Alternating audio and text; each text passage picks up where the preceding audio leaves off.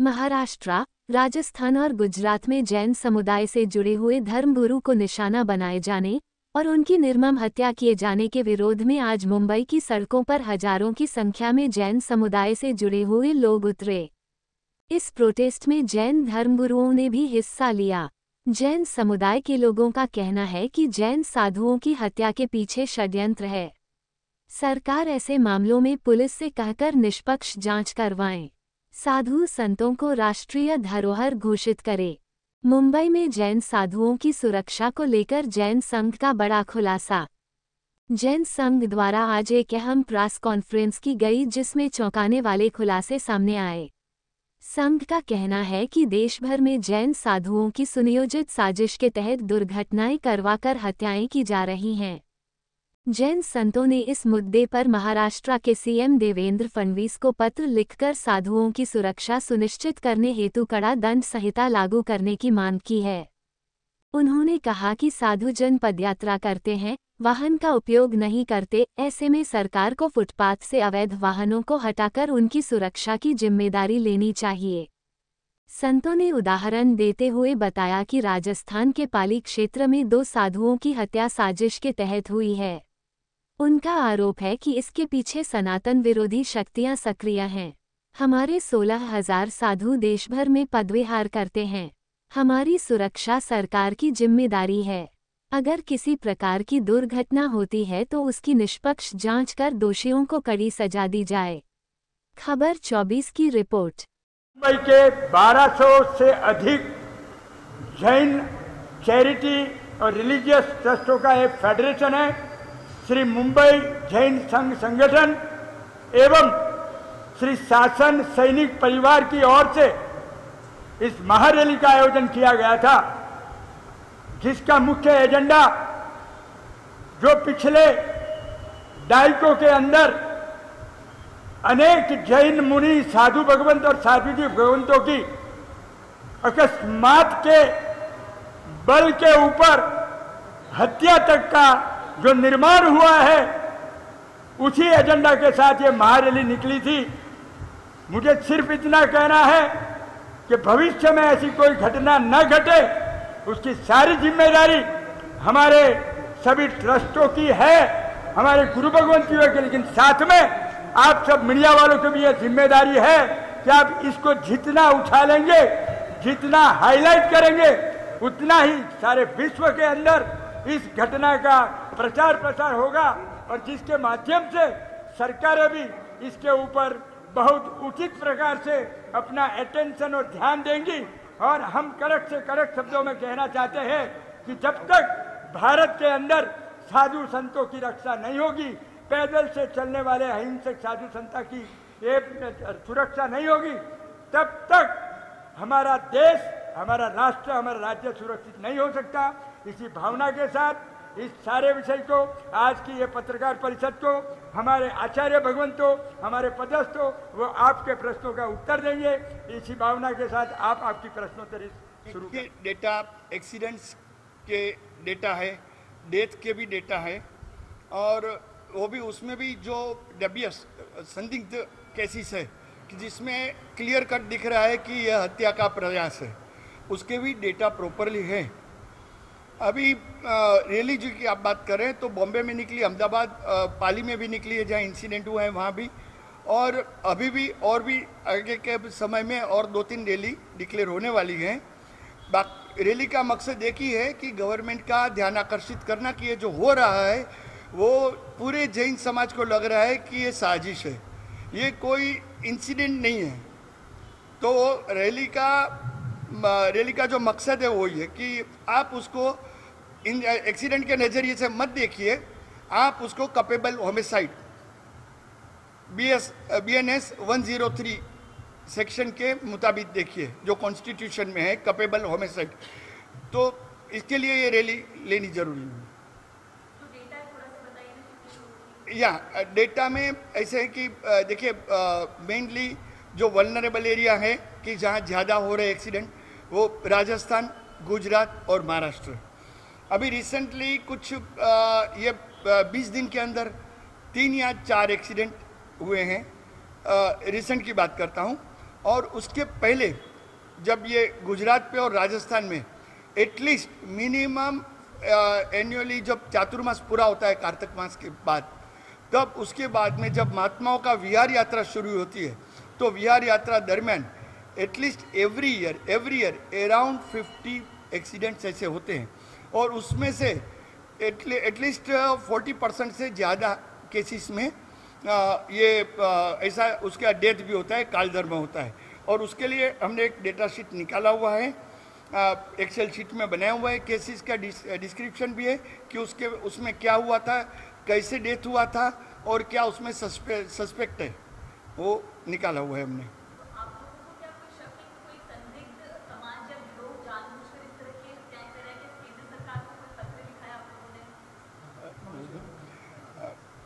जी ऐसा है कि चौक्कस देखिए, शंका से पर तो वो लोग नहीं हैं जो आज से 177 साल पहले से 177 ईयर्स से वो जो संस्था है जैन विरोधी प्रचार कर रही है।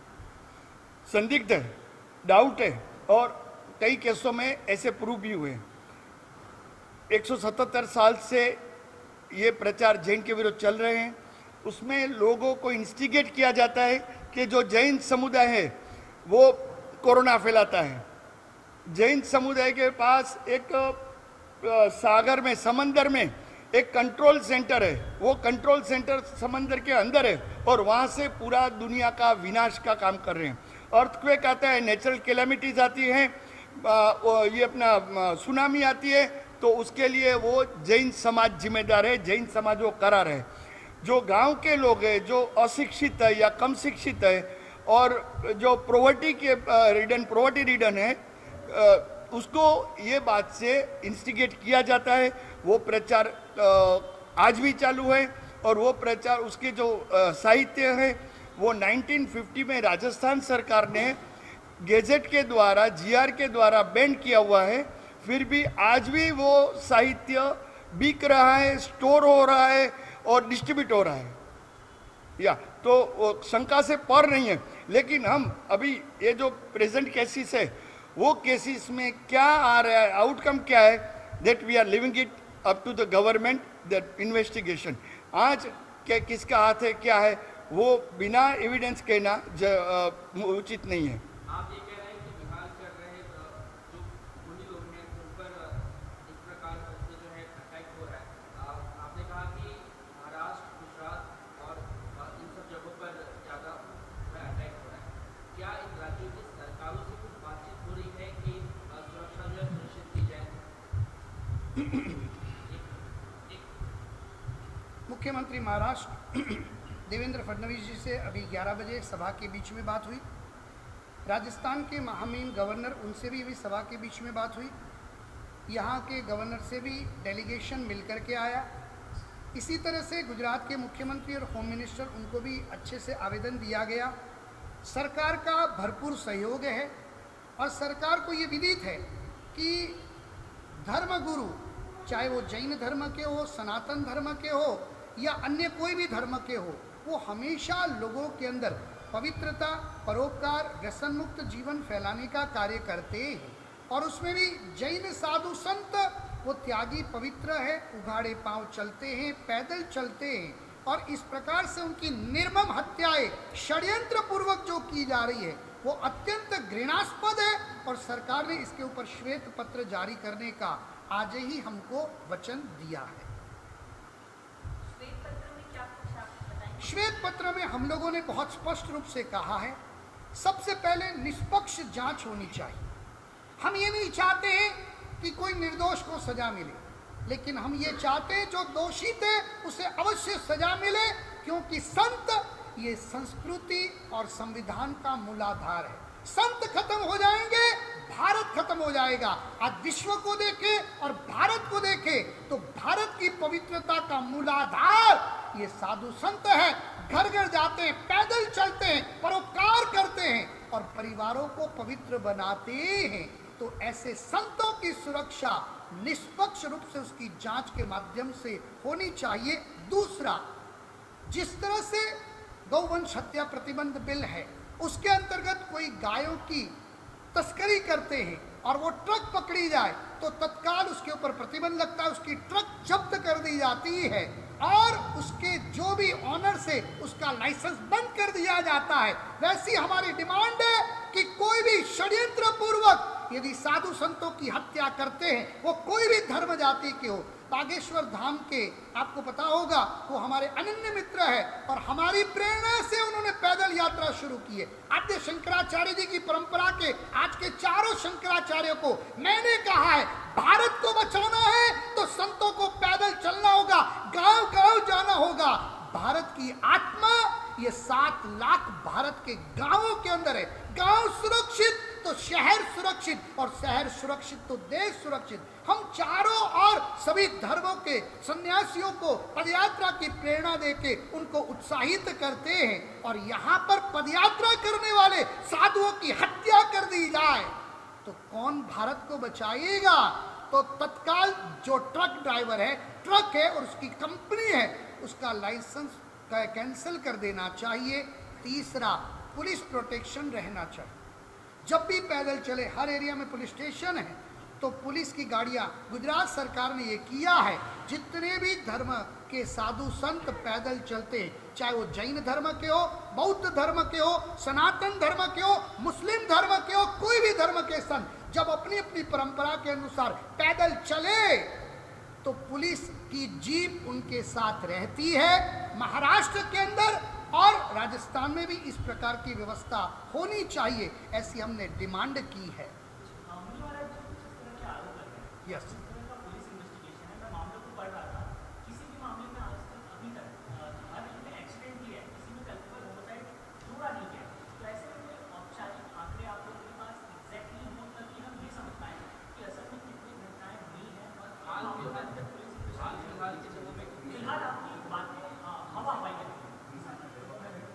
जी देखिए, आपका जो क्वेश्चन है वो एकदम प्रॉपर है कि मोस्ट ऑफ द केसेस में अकस्मात देखे जाते हैं। उसके पीछे रीज़न है, 2 रीज़न है। एक तो गुरुदेव ने कहा, उसमें मैं एक बात ऐड करना चाहूँगा। सरकार से जो हमारी रिक्वेस्ट है कि national crime research reporting record है, नेशनल क्राइम रिपोर्टिंग रिकॉर्ड, उसमें जो साधु संतों की जो हत्या होती है उसके लिए एक अलग से रिकॉर्ड बनाना चाहिए। वो नहीं बनते। जो एक्सीडेंट्स होते हैं, जनरल एक्सीडेंट में सब आ जाते हैं और वो अपडेटेड नहीं है। 2022 के बाद में वो अपडेट हुए नहीं एक्सीडेंट। वो एक बात हो गई। दूसरी बात जो है कि कपेबल होमिसाइड नहीं आता है, क्योंकि वो डिपेंडेंट है आईओ के ऊपर। जब भी कोई एक्सीडेंट होता है तो वो जो हाईवे पे होता है, गांव के बाहर होता है, सिटी से दूर होता है, तो उसी टाइम पे उधर जो ज्यूरिडिक्शनल पुलिस स्टेशन आते हैं, वो पुलिस स्टेशन के जो पीआई रहते हैं, वो वहाँ पहले वो उसकी इन्वेस्टिगेशन करेंगे 304 से कि जो है negligence of the driving, negligence of the driving, वो हिसाब से करेंगे और एंगल भी वही देंगे कि ये एक ड्राइवर को मॉर्निंग का टाइम था और उसको शायद झोंका लग गया होगा तो हिट हो गया। एंड हिट एंड रन का केस नहीं है, बट ये जस्ट निग्लिजेंस है। तो वही हिसाब से जब उसका इन्वेस्टिगेशन होता है उस टाइम पे नहीं होता है कोई फोरेंसिक वाले, मोस्ट ऑफ द केसेस में पोस्टमार्टम नहीं होता है, लाई डिटेक्टर टेस्ट नहीं होती है, नार्को टेस्ट नहीं होती है। तो जब आपके पास आपका जो एंगल अलग है, जो एंगल आपने पहले तय कर लिया है कि निग्लिजेंस है और एक्सीडेंट ही है, तो आप कंक्लूड भी वही करेंगे। अभी के केस में जो है ये पाली का केस, वो उस केस की मैं बात करता हूँ। एक पर्टिकुलर बताता हूँ कि 3 महात्मा उसके साथ में थे, 3 गुरु भगवान और थे जो आई विटनेस है कि it is a case of hit and run. वो उसका इंटेंशनली ही हिट किया है, जबकि वो इतने नज़दीक से उसने देखा है जो केस को कि वो उसके पास जो दंड रहते हैं महात्मा के पास, स्टिक, वो स्टिक उसने वो विंडो पे मारी उसकी टेम्पो ड्राइवर के और स्टिक टूट गई। उतने नज़दीक से, मे बी अबाउट 5-6 फीट, उतने क्लोज से उसने देखा हुआ है। और जैसे भी एक्सीडेंट हो गया, वो ड्राइवर गाड़ी लेके टैक्टफुली चले गए। तो उसके बाद में वो महात्मा भी होशियार थे, यंग थे, उसने जो हमारे गुरु भगवान के पास कैल्शियम रहते हैं, चूना, वो पानी में डाल के उसको अच्छित करते हैं, पानी यूज़ कर सकते हैं, वो चूना उसके पास रखते हैं वीआर के दरमियान। उससे मार्किंग किया कि कौन सी जगह पे से गाड़ी आई, कौन सी जगह पे गया, किसके पास मोबाइल था, मोबाइल वाले को बुलाएं, उसको पूरा जगह का उसका जो मार्किंग किया था उसका फोटोग्राफी किया, और उसने जैसा जो गाड़ी जो रूट से आई थी उसके टायर के निशान के ऊपर उसने पूरा मार्किंग लगाया कि this is what is the cause of accident. तो ये अभी 3 आई विटनेस है।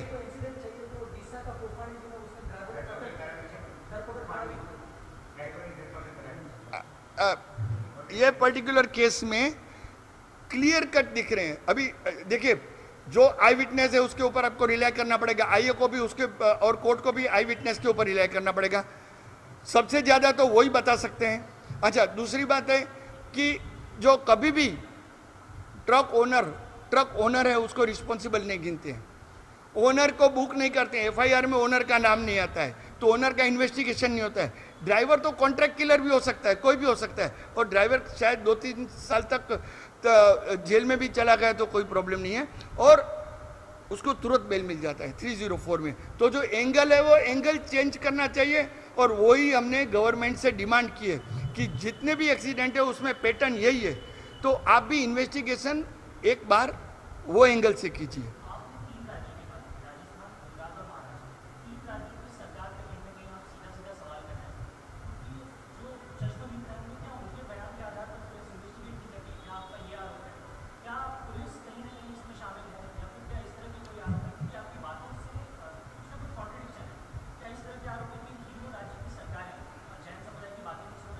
नहीं, सरकारें सुन रही है। देखिए, सरकार एक है, लॉ एनफोर्सिंग एजेंसी से एक है। हर केस में आप सरकार को जिम्मेदार नहीं कर सकते हैं। एक डायरेक्शन देते हैं मिनिस्टर्स, लेकिन वो केस टू केस उसको मॉनिटर नहीं करते हैं, नहीं कर सकते, पॉसिबल नहीं है। अभी ये एक जो इश्यू भी है वो डेलिकेट इश्यू इसके लिए कि महात्मा विहार करते हैं, जो महात्मा को उसका आगे डेस्टिनेशन पे भी जाना रहता है, तो वो जो भी जगह पे एक्सीडेंट हुआ वो 2-3 दिन रहेंगे, जो भी इंफॉर्मेशन होगा वो देंगे। उसके बाद में कौन है देखने वाला, आयु है कौन, उसकी पूरा रिपोर्ट बनाने वाला कौन है, चार्जशीट बनाने वाला कोई कौन है। ऐसे नहीं है कि ये कोई सिविलियन का एक्सीडेंट हो गया, उसका फैमिली मेंबर है, वो वहाँ के लोकल लोग हैं, वो उसको केस को आगे बढ़ाएगा, पुशअप करेगा, उसका डिमांड करेगा चार्जशीट क्या बनी है, एफआईआर में कौन से सेक्शन है। लेकिन ये केसेस में ये नहीं हो सकता है, ये क्योंकि पर्टिकुलरली इश्यू ऐसे है कि महात्मा विहार करते रहते हैं, वो आगे जाते हैं और आगे जाना है। अभी कोर्ट में हो गया, मजिस्ट्रेट कोर्ट में महात्मा वो जो है साधु भगवान, वो विटनेस के लिए टेस्टिमनी के लिए जा नहीं पाते हैं, क्योंकि वो जब डेट आएगा तो वो 200-300 किलोमीटर दूर है। तो उस रीज़न से ये ऐसा हुआ है। अभी भी जो बताया अतुल भाई ने और मुकेश भाई ने कि इसके पहले भी केसेस में जब भी प्रॉपर इन्वेस्टिगेशन हुआ है, प्रॉपर फॉलोअप हुआ है, उस टाइम पे एक्सीडेंट प्रूव हुआ है और हिट एंड रन प्रूव हुआ है, और उसका नार्को टेस्ट वगैरह में भी डिक्लेयर हुआ है कि this is the attempt to murder, और मर्डर भी हुआ है गुजरात डीसा। हाँ, तो वो ऑलरेडी ऐसे प्रूव हुआ है। बट हर केस में इतना प्रॉपर इन्वेस्टिगेशन नहीं होता है जितना सिविलियन का होता है साधु भगवान के मैटर में।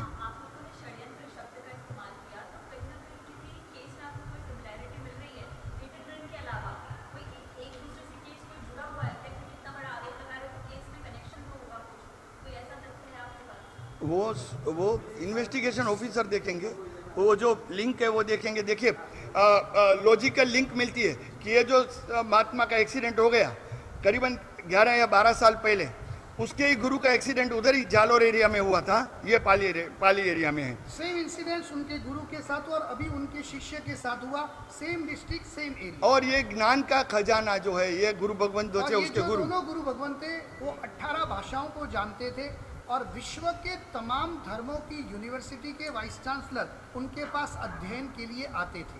तो बहुत ही ब्रिलियंट, बहुत ही प्रभावशाली और विश्व के लिए बहुत बड़ा अजूबा थे, और इस तरह से उनके शिष्य भी उतने ही विद्वान थे। Same district, same area, same planning, same pattern, और सेम तरीके से इस तरह से उनको मार दिया। लीगेसी थी और उसके ऊपर हिट किया गया है। तो ये देखिए, ये सर्कमस्टेंसेस तो वही बता रहे हैं। और अभी वो सर्कमस्टेंसेस को ध्यान में रख के आगे इन्वेस्टिगेशन होना चाहिए, वो जरूरी है।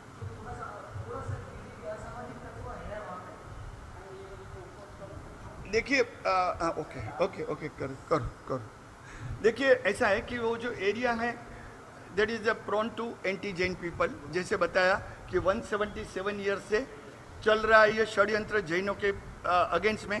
काफ़ी मंदिरों में वो लोग जैनों की प्रतिमा जी निकाल के अपनी प्रतिमा जी अपने देवों की प्रतिमा जी लगाते हैं। मंदिर का जो भंडारा रहता है वो भंडार तोड़ते हैं। ये अनूप मंडल करके एक संस्था है जो आप सब लोग देख सकते हैं यूट्यूब पे, चैनल पे, कहाँ भी बहुत सारी चैनल है उसके।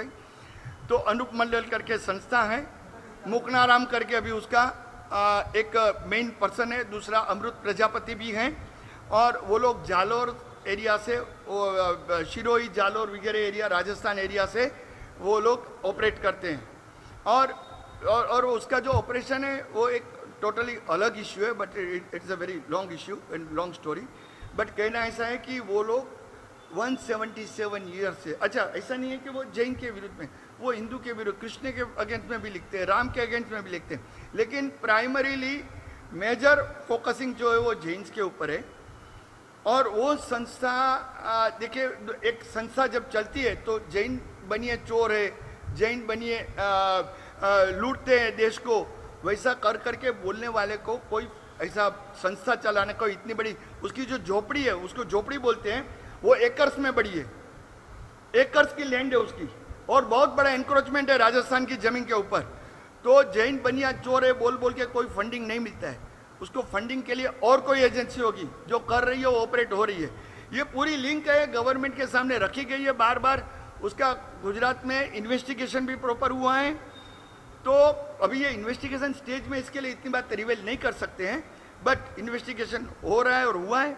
और ये उसका एक व्यवस्थित पूर्व नियोजित उसके कॉन्स्पिरेसी है, वो हम लोग को ऐसा लग रहा है। और काफ़ी केस में वो प्रूव भी नहीं हुआ है। ये पर्टिकुलर केस की बात नहीं कर रहे हैं, इन जनरल बात कर रहे हैं। जनरली ये जो देखा गया है, अंधश्रद्धा फैला करके, सामान्य लोगों को मिसगाइड करके, इस प्रकार का आतंक फैला करके पैसा बटोरना, भय फैलाना और पूरी संस्कृति को तबाह करना, उसके पीछे ब्लाइंड फेथ, अंधश्रद्धा का उपयोग किया जा रहा है। दूसरा एक आपका जो प्रश्न था कि ये 3 स्टेट में हो रहा है, बाकी के स्टेट में नहीं।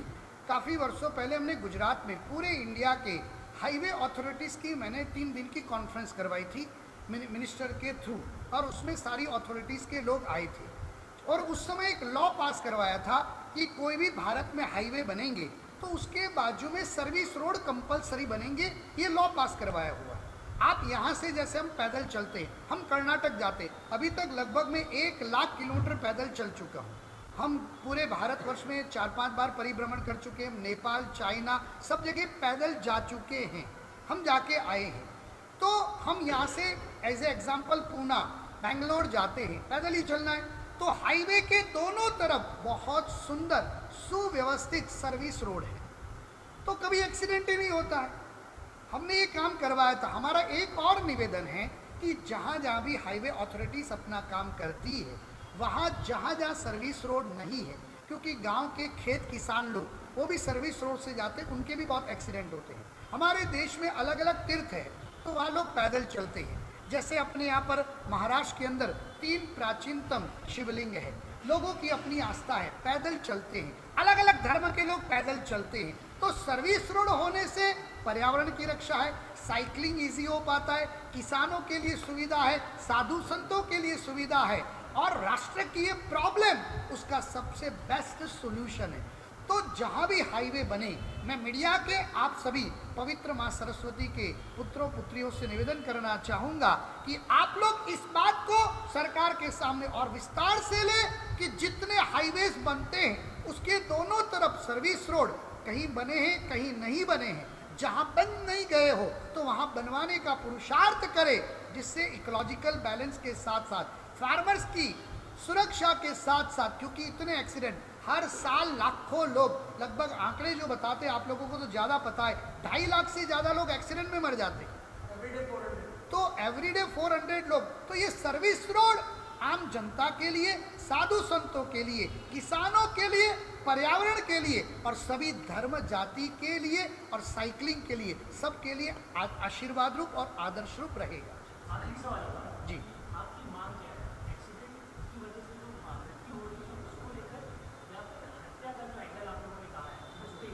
सबसे मैंने हत्या का जो एंगल है उसका इन्वेस्टिगेशन उस नजरिए से होना चाहिए। क्यों नारकोटिक टैक्स नहीं होता, क्यों पहले से ही काम मामले को रफा दफा करने की कोशिश, कोई बात नहीं, आप तो साधु संत है, दयालु है, आप तो माफ करो ना। अरे हम तो माफ करेंगे, लेकिन भारत नहीं बचेगा। आज हर साल 30, 40, 50 एक्सीडेंटों में साधु संत, आज एक साधु का निर्माण करने में 50 साल कम से कम लगते हैं। आज आप सोचिए, बुद्धिस्ट यूनिवर्सिटी हो या इंडोनेशियन यूनिवर्सिटी हो या जर्मन यूनिवर्सिटी हो, वो जम्बू विजय जी महाराज साहब के पास सारी यूनिवर्सिटी के लोग पढ़ने आते, वो व्यक्ति का निर्माण करने में वक्त कितना जाता है, और एक ट्रक ड्राइवर आके 5 सेकंड की मस्ती में उनकी जीवन लीला समाप्त कर दे। आज हमने कश्मीर की हालत देखी, प्रधानमंत्री ये सोच सकते थे, नरेंद्र मोदी जी ये विचार कर सकते थे, अरे भाई 25 लोगों की तो हत्या की है ना, फर्क क्या पड़ता है।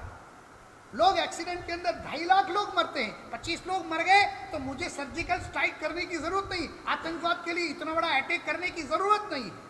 ऐसा नहीं होता। साधु तो सबसे बड़ी धरोहर है और निष्पक्ष जांच होनी चाहिए, और जांच के जो सारे पैरामीटर्स है वो अवश्य पूरे होने चाहिए। उसके ओनर्स, ट्रक ड्राइवर क्या करते हैं, ड्राइवर ही बदल देते हैं। जब सब सेटिंग होता है, आपको सब पता है, मुझे ज़्यादा कहने की ज़रूरत नहीं है, वो आदमी में कुछ हाथ में ही नहीं आता है, अफरा तफरी होती है, तो उसका ऑनर्स, ट्रक ड्राइवर और ट्रक, ये सबको प्रॉपर हमेशा के लिए बैंड कर दिया जाए तो ये प्रॉब्लम तत्काल बंद हो सकता है। ये जो ऑर्गेनाइजेशन है जो जैन के विरुद्ध में ये प्रचार कर रही है इतने साल से, जो कि बारिश भी राजस्थान में नहीं आता है तो उसकी जैनों की वजह से नहीं आता है, जैन लोग उसको बारिश को रोक रहे हैं, तो वो जो प्रचार कर रहे हैं, वो जो उसका साहित्य बैन हो गया है ऑलरेडी गवर्नमेंट ने ऑल ओवर इंडिया, फिर भी बिक रहा है तो गवर्नमेंट की वो ड्यूटी है। हम लोग ने काफ़ी टाइम रिप्रेजेंटेशन दिया हुआ है। वो ऑर्गेनाइजेशन ट्रस्ट है, कभी भी अकाउंट्स चैरिटी कमिश्नर के पास भेजते नहीं है, उसका कोई अकाउंट्स नहीं है, उसके फंडिंग का कोई सोर्स गवर्नमेंट को नहीं बताते। हमने आरटीआई से पूछा है। आपको सबसे बेस्ट बताऊं, साधु संतों को राष्ट्रीय संपत्ति डिक्लेयर कर देना तो सारा प्रॉब्लम खत्म हो जाता है। ये राष्ट्रीय धरोहर और फास्ट ट्रैक हो जाएगा। जो मेन राजधानी है वहीं पे ये केस चलेंगे, उसकी जांच का तरीका बदल जाएगा। यदि साधु संत जो आते हैं उसको राष्ट्रीय धरोहर, राष्ट्रीय संपत्ति घोषित कर देते हैं तो सारे पैरामीटर्स बदल जाते हैं और अपने आप जांच का तरीका बदल जाता है। तो ये पवित्र भारतवर्ष के पवित्र साधु संत, ये राष्ट्रीय धरोहर, राष्ट्रीय संपत्ति ये डिक्लेयर हो जाती है तो भी बहुत बड़ी राष्ट्र की सेवा हो सकती है। Thank you. आप सभी टीवी चैनल पत्रकार यहाँ आए, उसके लिए आपका बहुत बहुत हम आभार और अभिनंदन व्यक्त करते हैं।